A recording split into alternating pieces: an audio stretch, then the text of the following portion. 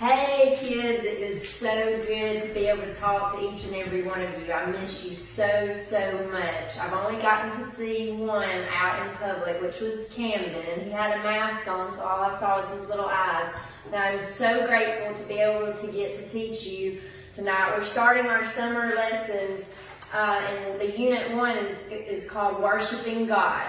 And I know all of you love to worship, and I hope one day we'll be all back together soon in our room. But until then, we're going to be doing it like this, and I appreciate y'all watching.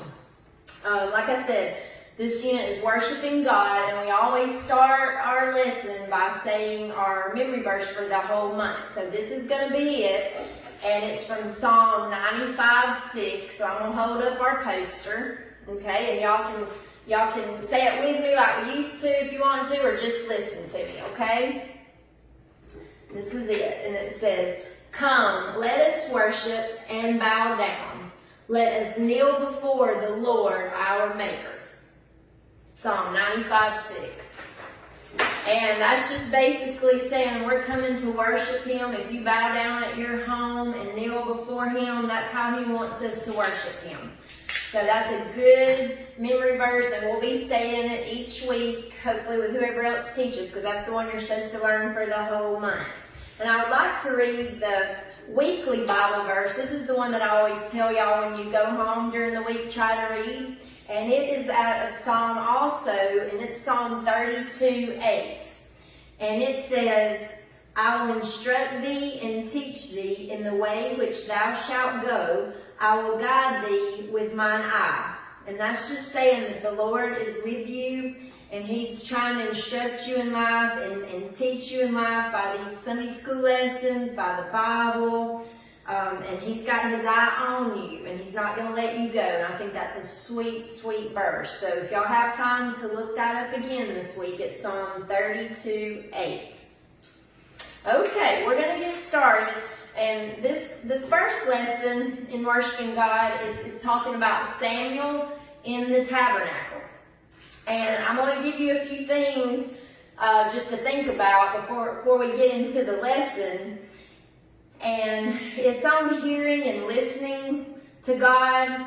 And our life point is the church listens and learns from God. And all of y'all know what a church, it's made up of people. In our church, and it's saying is a group of Christians who meet together to worship and serve God. You can worship at home if you don't get to come, to the building right now, and that's why we're doing this. You can sing songs to Him, you can pray to Him, you can read your Bible. But we also have to take time to listen. So a lot of times we talk to God, but we don't take time to listen. And that's what some of this lesson is about tonight. So I'm going to give you two different words, hearing and listening. And y'all all know what hearing is. If you have ears, you hear with them. So you know what hearing means and listening. But I'm going to give you a little bit of a different point here. Okay? You've heard your family probably say, or your mom say, "You're not listening to me." And you'll say, "Yes, I am. I heard you." Okay? And if you hear, that's just hearing with the ear. That's just hearing something. And a lot of y'all just do that. I know my son does that, and it goes in one ear, he hears it, and out the other, and he never does anything with it. But in this case, we would rather listen, because listening is going that further step, and it's giving attention to a sound that you do hear. It's actually paying attention to it. And I'm talking, so I'd expect y'all to be listening to me. And when you're talking to somebody, I know you want them to give attention, to have their eyes focused on you, so you'll know that they hear what you're saying. Okay? And that's what God wants from us. When I teach this lesson tonight, it's through God, and that is what He wants from us. Okay? So he spoke to Samuel a lot during this message, and it wasn't until about the fourth time that Samuel actually heard him. Okay? So if we take anything tonight, I want you to know that you can listen to God. He's not going to probably verbally speak to you or call out on a megaphone or anything like that. But we can listen to Him when we open our Bible and read. When you read it, it's the Lord talking to you. And you can listen to Him when you pray. Sometimes when you pray, you can feel the flutter. You can almost hear him talk back. It might not be a loud voice, but you can hear him if you just be still. So we need to learn how to do that. And so I'm going to get into the lesson, and this is out of 1 Samuel. And when we go into the lesson, I always ask you on the board, and I don't have it here tonight, is that in the Old Testament or New Testament? And 1 Samuel is in the Old Testament, if you answered that correctly, okay? And the story starts off with Hannah, and Hannah is one of my favorite stories and favorite women in the Bible because she was known for her great faithfulness and for her sacrifice. And that's where our lesson starts out. So I'm going to get started talking to you now in the lesson, and then we'll go through. So try to listen to me and hear me and pay attention now, okay? Because I'm going to do the review questions that we always do at the end.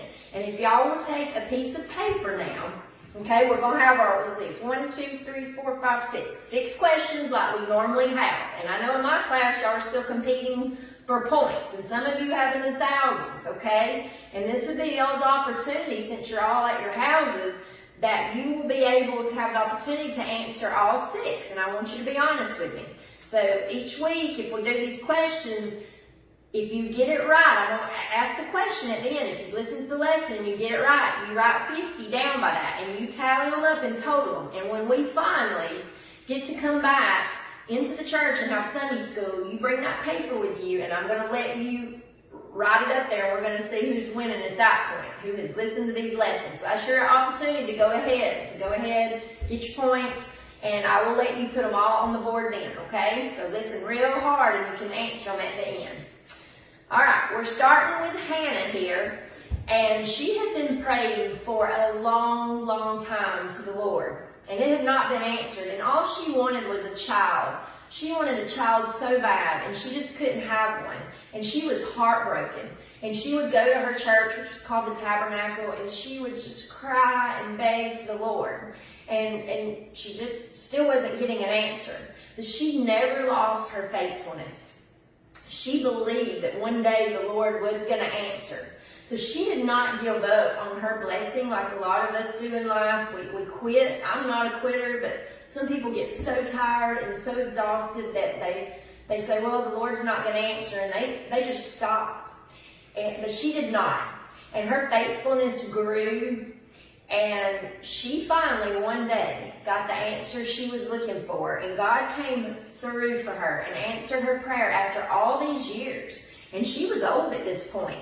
But she's finally going to have a child. And she ends up having a child, and it is a son. And she named him Samuel. Now, while she was still praying, and before she even knew that she was going to have a son, she promised the Lord. She said, if you'll just give me a child, I promise I will give him back to you and dedicate him to you. And he will always be at the temple, and you can have him, Lord. You can have him if you just give me this child. So she remembered her promise. So when she has her son Samuel, she kept her promise with the God. And when Samuel was old enough, after he had been a little baby, he was getting a little older, she took him to the tabernacle. Now, let me stop for a minute. Y'all remember, we write this on the board sometimes because some of you didn't know what a tabernacle was. Way back then, in the Bible days, they called the church the tabernacle. Okay, so just think of our church. It was like taking him to church. So when he's a little older, she takes him to church and she dedicates him to the Lord. Y'all have seen babies and kids probably at churches get dedicated. Sometimes they'll put the oil on their head to anoint them. But that's dedicating your child or dedicating a child to the Lord. And that's what she did for Samuel, for her own son. Okay, and then she told the priest there, which was named Eli, and a priest is the same thing as like our pastor, Pastor Brent. This is Pastor Eli, okay? She tells him that for as long as her child lives, he will belong to the Lord, and that was Samuel, okay? And Samuel grew just like y'all did, got bigger, got stronger, got taller, probably got a little smart mouth on him at times. I don't know. But I know he loved the Lord, and he wanted to help Eli. at the tabernacle. That would be like if you wanted to come and volunteer while you're out in the summer and help Brother Brent or go around with him, you could. That's how faithful Samuel was too, like his mom. And so he was helping Eli out all the time at the church. Okay? And during this time period when he's growing up, people really didn't hear actual messages from God, just like we don't. We can't like hear a voice, but we hear it through songs, through his word, like I said, through the Bible. So one night, Samuel had laid down and he heard a voice calling his name, Samuel, Samuel. And it scared him, just like it would you. And so he runs to Eli, because the only other person there with him is Eli, the priest. Okay? And he says, hey, here I am, Eli. Did you call me? And Eli said, no, I didn't call you. Why don't you just go back and lay down? You're probably sleepy. Just go back and lay down. So 2 more times after Samuel lays down, he hears this voice again. And it's calling his name again. And 2 more times he gets up from laying down, runs to Eli, and says, Eli, are you calling me? And Eli says, no, it is not me. And finally a light bulb comes on in Eli's head. And he understood. And he told Samuel, he says, you know what, Samuel? It is definitely not me. But the next time that you hear that voice calling you, I want you to say, speak, Lord. Your servant is listening. Well, Samuel thought that a little strange, because he had never heard the Lord actually talk to him or speak to him. But he's going to obey, because he loves his church and he loves Eli. And so he said, okay. So Samuel did exactly what the priest Eli had told him. Okay? And when he said that, speak, Lord, your servant is listening, God actually speaks to Samuel. And God tells Samuel that Eli's sons had done bad things. Now, you know, that probably shocked Samuel, because Eli is a pastor at a church. They're supposed to be doing good things. And see, Eli had sons too, but God never lies. And God is telling him that Eli's sons have done bad things. It does not say here what bad things they did, but y'all know what's bad. When you don't mind, when you don't obey. So it was bad, okay? And God actually had a plan. He was going to punish Eli and all of Eli's family because of the evil, that the things of Eli's sons that they were doing, okay? So just because they were doing bad, they weren't going to be the only ones that get punished. Actually, Eli and the whole family was. So y'all think about that the next time y'all are doing bad, because you got a choice to do good or bad. And you do bad, you could actually have your whole family punished for the consequences of it, okay? So I hope y'all remember that. That opens your eyes up. That's a teaching point there. All right, so after he was told this, yes, it startled him, yes, he was worried about it, but he goes on back to bed. He did not run and tell Eli what God had told him. So Samuel goes on back to bed, and he sleeps until the next morning, just like y'all would do, okay? And when he woke up, he had this bad feeling. He just did not want to tell his friend, his pastor, Eli, what God's message was that night. He was trying to get out of it.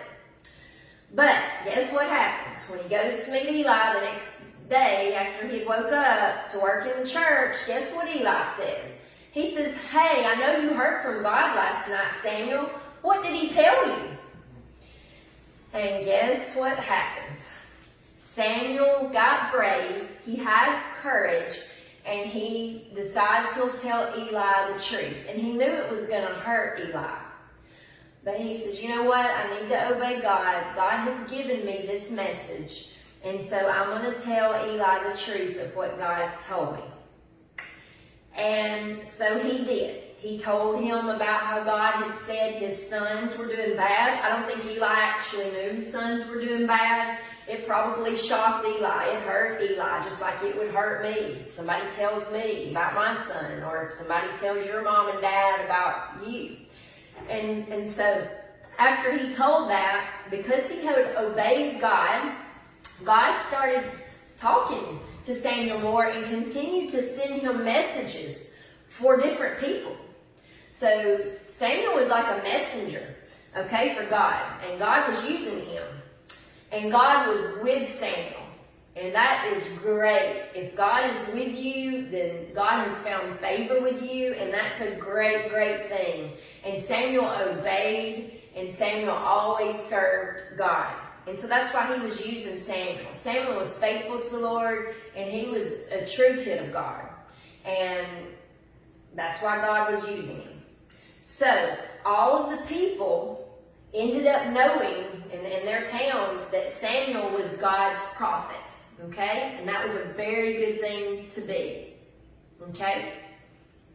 All right, so that kind of concludes some of the lesson, but I'm going to speak on a prophet for a minute because we have the word tabernacle tonight, and you know the tabernacle means the same thing as a church. They just called it a tabernacle back in those days, okay? You know, we're speaking in Samuel, which is in the Old Testament. All right. Also, our other word is prophet. We have wrote that up on our chalkboard a lot in our class because a lot of you do not know what a prophet is. Some of you do that are older, and some of you do not. And don't be ashamed. That's why we're teaching you this. We want you to learn while you're young, okay? There's many prophets that were spoken of in the Bible. And they can send messages or do the will of God. They would speak out what God wanted them to say, okay? And that's what he had used Samuel for. So he spoke these messages about a pastor and about a pastor's family to Samuel. And then, like I said, God used Samuel for many other messages that he would take to other people that were directly from God. God still uses people today just like that to send others messages to help them make right choices in life. Okay? So it's a great thing if God finds favor in you to be a messenger. That's a wonderful thing. Okay? And so Samuel kind of took on the legacy of his mom. She had been so faithful, and God answered her, and Samuel was so faithful. And we know he was scared to tell Eli, but he ended up, God gave him the boldness and the courage to do what he was supposed to do. And I know some of you are shy. I understand that, but when the Lord is ready to use you, he will make a way that you are able to teach or to sing in front of the church or whatever it is to get his message across. So you don't worry about that. When that time comes, you just pray to him, and he'll give you what you need to not be ashamed and not be worried and not be scared. Because when he's using you, it's always good and it's always beautiful. It'll turn out exactly how he wanted it to. All right, so that is pretty much our story, okay? Normally we would go back and hit points, or if you had questions, we'd go back. But I can't hear y'all, even though I'd love to. I'd love to listen and pay attention to you, but I can't.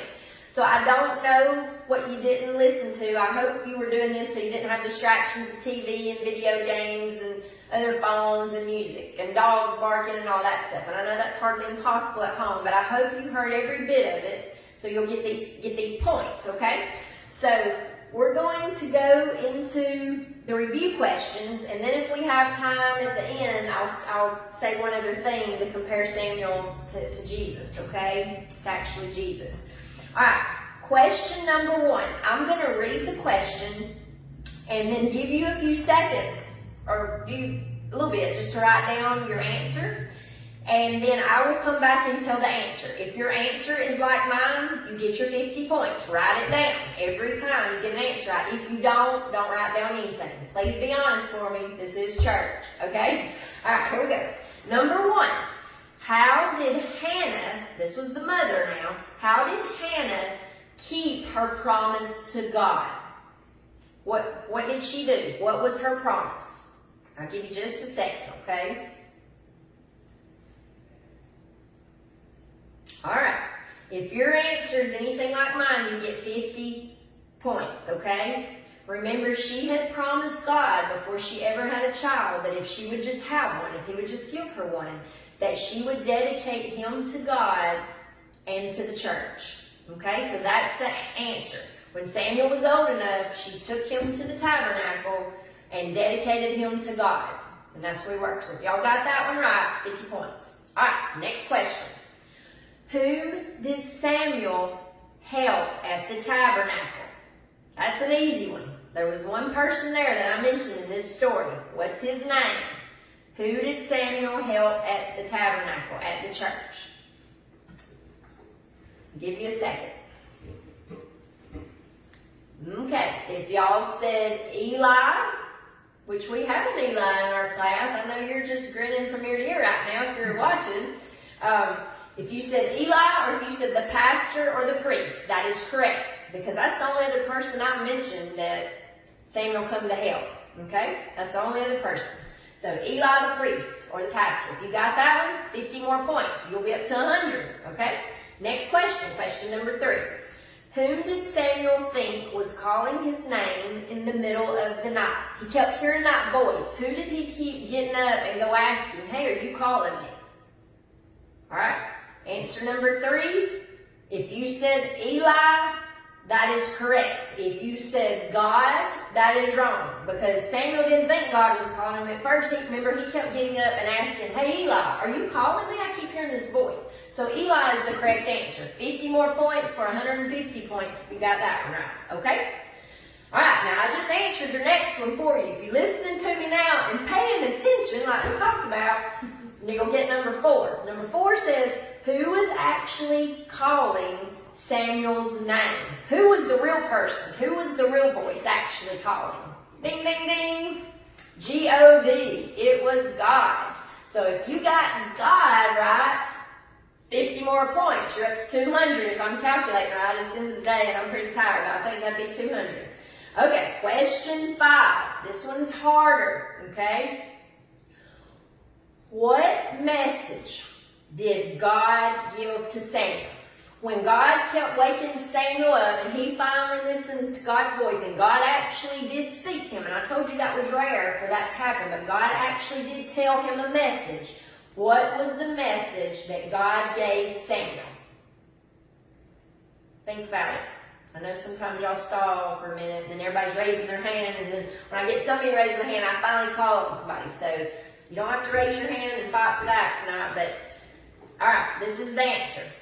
He told Samuel, remember, that he was planning to punish Eli and his family because Eli's sons had done very bad things. Remember that? Okay, be honest. If you answered that before I did, you get another 50. And you go on in, let's see, we're up to 250 points, okay? You get that one. If you didn't really know it, you weren't listening, don't put your 50 down. All right, last question of the night. How did God use Samuel? Remember the P word I told you at the end of the lesson? That was kind of the definition we went over. He used him to do what? What was he? What was Samuel? It can be the M word or the P word. Okay? Alright. If you answered God used Samuel as a messenger to give messages to people, or if you answered Samuel was God's prophet. And I know you older ones get that, but some of you younger ones might have struggled at it. But I said it a lot, that Samuel was sent to be a messenger or prophet. So if you said either of those two, you get 50 for a total of 300 points. Yay! Congratulations. Okay? Now, if you didn't get a lot this week, you'll know to be a better listener for next time. And if they do the questions with you, whoever teaches next time, or if I do, be learning, because you'll get a chance. Pretty much, I think it's 6 questions every week. You'll get 300 every week. I hope you really, really enjoyed the lesson. I want to end with this. It says in here in my leader part about actually how Samuel and Jesus were kind of compared as well. Because Samuel increased in wisdom, in smartness, in stature and growth because he loved the Lord. And so he found favor with not only God but with other people by sending messages. And so did Jesus as he was growing up in Luke 2:52. And what a wonderful thing to be compared to Jesus. And I want all of y'all to grow up that same way. It is a desire in my heart that we teach you and that you learn and grow in wisdom and you grow in faith and you listen to the Lord, because that is the right way. And that's going to take you the right way so we can all be in heaven together one day. Thank you so much. I love each and every one of you. Pray good tonight. Pray to the Lord. Go back over your verse, Psalm 32:8, and we will see you again next week. Love. Bye.